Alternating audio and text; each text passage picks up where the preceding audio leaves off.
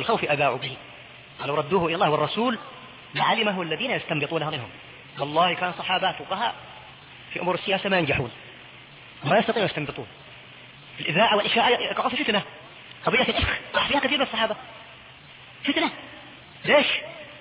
بارك الله فيك. مهم مثل عمر مثل علي ومثل أبو بكر مثل هؤلاء وقعوا بعضهم في هذا. يعني كل شيء في المدينة إن الرسول طلق زوجاته، وكان عمر يتناوب مع أحد الصحابة من الأنصار، ينزل أحدهم يوما ليسمع الوحي وما يحدث، ويأتي أخاه ويعطي ما تنام الوحي وما حدث وما جد. فكان ذلك اليوم نوبة ذلك الأنصاري وعمر العوالي في عمله في مزرعته. فجاء الأنصاري يقرأ باب عمر قرعا شديدا، وكان عمر قد سمع أن ملك غسان يعد العدة لغزو المدينة. فنزل عمر منزعجا فقال: ها الغسانيون؟ قال: لا، الأمر أشد من هذا. ما هو؟ قال: إن رسول الله طلق زوجاته. ذهب عمر وقال: أبغى أبحث أكد، يعني ما صدق. عمر فقيه، جاء والناس يخوضون في الكلام هذا ويكثرون ويقلون. قال: أنا أعطيكم بالخبر من الرسول عليه الصلاة والسلام.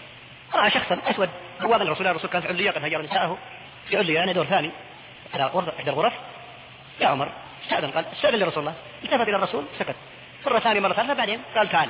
أبي الله رسول الله عليه الصلاة والسلام. جاء طلع على خشبة، سلم خشبة. هذا حال الرسول عليه الصلاة والسلام.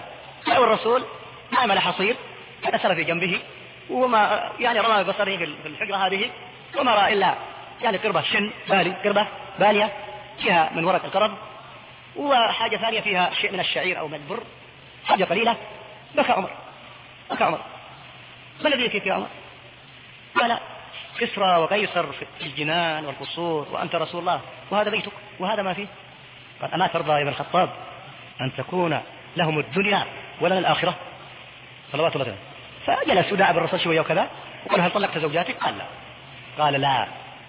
فقرأ عمر الآية هذه: وإذا جاءهم أمر من الخوف أذاعوا به ولو ردوه إلى الله ولو ردوه إلى الرسول وإلى أولي الأمر منهم لعلمه الذين يستنبطونه منهم.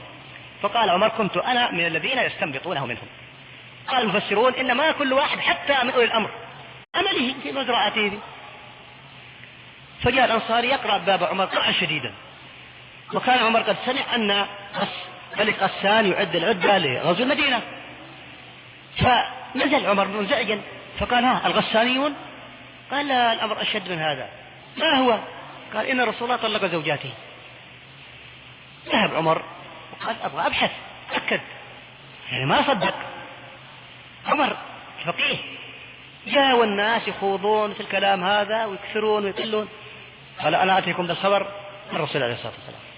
رأى شخصا أسود بوابا الرسول كان في علية قد هجر نساءه في علية، يعني دور ثاني على إحدى الغرف. يا عمر استأذن، قال: استأذن لرسول الله. التفت إلى الرسول سكت، مرة ثانية مرة ثالثة، بعدين قال: تعال. أبي الله رسول الله عليه الصلاة والسلام. جاء طلع على خشبة، سلم خشبة. هذا حال الرسول عليه الصلاة والسلام.